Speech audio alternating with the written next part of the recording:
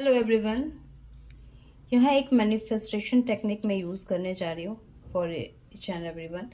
सो अगर आपके मैनिफेस्टेशन बहुत लंबे समय से पूरे नहीं हो पा रहे हैं या चीज़ें आपके साथ वर्कआउट नहीं कर रही हैं, तो थ्रू द मेडिटेशन आप चीज़ों को अपने अकॉर्डिंग कर सकते हो, या फिर थ्रू द मैनिफेस्टेशन आप चीज़ों को कर सकते हो। तो मैंने यहाँ मैनिफेस्टेशंस के लिए एक चीज़ें लिख दी हैं जो मुझे विश और डिज़ायर है।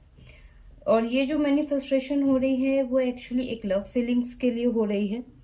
And that is a candle, और मैंने यहाँ पे ग्लास पुट ऑन किया है। मैंने आप इस तरीके के टी कैंडल्स ले सकते हो, या फिर आप जिस तरीके से चाहो, आपके डिज़ायर कैसे हैं उसके अकॉर्डिंग आप कैंडल्स रखते हो।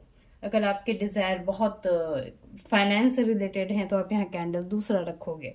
अगर आपके डिज़ायर्स कुछ और हैं related to money, related to quick earning purpose, तो आप यहाँ कैंडल्स के कलर डिफरेंट रखोगे। इफ़ इन केस अगर आपको पता नहीं चल रहा है कि मैं कौन सा कैंडल यूज़ करूँ नहीं करूँ, मेरे पास कोई कैंडल्स अवेलेबल नहीं है, तो उस केस में आप यूनिवर्सल कलर का कैंडल, वाइट कलर का कैंडल यूज़ कर सकते हो। तो कुछ ये मैनिफेस्टेशन एक टेक्निक है। मैं एक लॉन्ग प्रोसेस नहीं बताऊंगी, क्योंकि एक लॉन्ग प्रोसेस करने में मुझे बहुत टाइम लग जाएगा, और ये टाइम कम से कम मुझे लगता है कि 30 to 45 मिनट्स के ये टाइम ड्यूरेशन लग जाएंगे। जो आप यहाँ पेपर्स रखते हो, ये वाइट कलर का पेपर होना चाहिए। उसे आप 4 फोल्ड में करोगे। मैं यहाँ लिखा हुआ आपको नहीं दिखा सकती, तो जस्ट आप 4 फोल्ड करोगे उसे, ठीक है। If you having a crystal तो बहुत अच्छी बात है, अगर आपके पास क्रिस्टल्स है तो। अगर क्रिस्टल्स अवेलेबल आपके पास नहीं है तो आप उसी अकॉर्डिंग कर सकते हो, ठीक है। क्रिस्टल्स अगर अवेलेबल नहीं है तो आप बहुत ज़्यादा जोर जबरदस्ती नहीं है किसी चीज़ को लेकर कि आपके पास क्रिस्टल्स अवेलेबल ही हो, लेकिन होते हैं तो बहुत अच्छी बात है। आप यहाँ क्रिस्टल प्लेस कर सकते हो अपने विश, अपने डिज़ायर को लेकर, क्योंकि ये मैनिफेस्टेशन टेक्निक टैरो से रिलेटेड है। टैरो से ही ये मैनिफेस्टेशन चीज़ें की जाती हैं, जो अकॉर्डिंग टू माई नॉलेज, जो मेरे पास जो नॉलेज है उसके अकॉर्डिंग। कैंडल को आपको जला लेना है। एंड एक स्टेप मैंने स्किप किया है यहाँ की, मैंने इससे सबसे पहले क्लीन अप किया था इस एरिया को through the essence, through the lighting. जो आप लाइटिंग मीन्स दिया, ठीक है, जो आप भगवान पे दिया जलाते हो, थ्रू दैट कंडीशन मैंने क्लीन अप किया था। मैं क्योंकि ये हार्ट चक्रा और लव रिलेटेड इश्यूज है, इसलिए मैंने यहाँ पे प्लेस किया है रोज quartz crystals.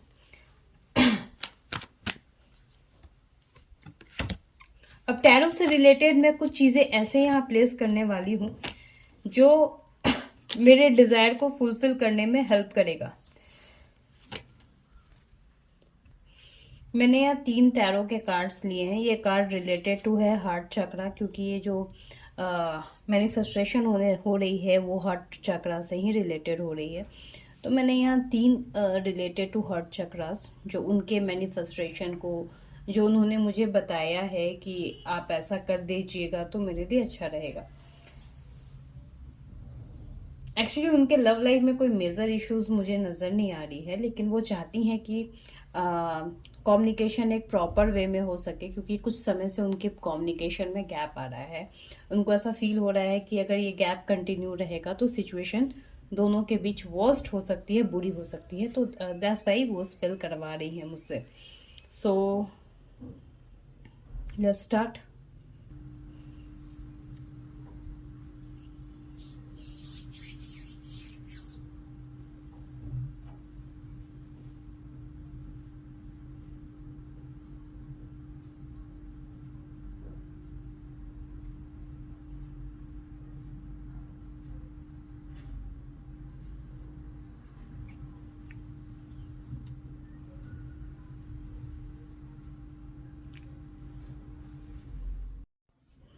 After the manifestation, जो आपने 35 मिनट्स के मैनिफेस्टेशन किए हैं, उससे एनर्जी रिलीज़ भी करना बहुत इंपॉर्टेंट होता है।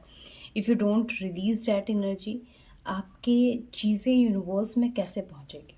That is the major questions. और कुछ लोग ये बार बार रिपीटली करते हैं। वो कहते हैं कि हमने एंजल्स नंबर लिखा है, हमने एंजल्स नंबर से किया है, या हमने वहाँ से देखकर मैनिफेस्टेशन किया, ये वो चीज़ें मेथड यूज़ की।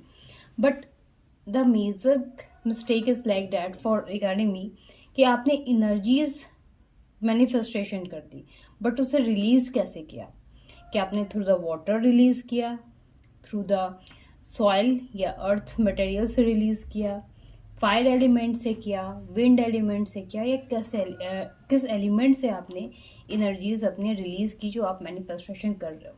यूनिवर्स को आपकी मैनिफेस्टेशन कैसे पहुंचेगी, ये बहुत ज़्यादा इम्पॉर्टेंट है। सो राइट नाउ हम क्रिस्टल्स रिमूव करेंगे। Thank you universe, thank you universe, thank you. चेहरों को हम वापस से सफल कर लेंगे। थोड़ा ध्यान इसमें रखना होगा, क्योंकि मैं जो एनर्जी रिलीज करती हूँ through the fire element and air element.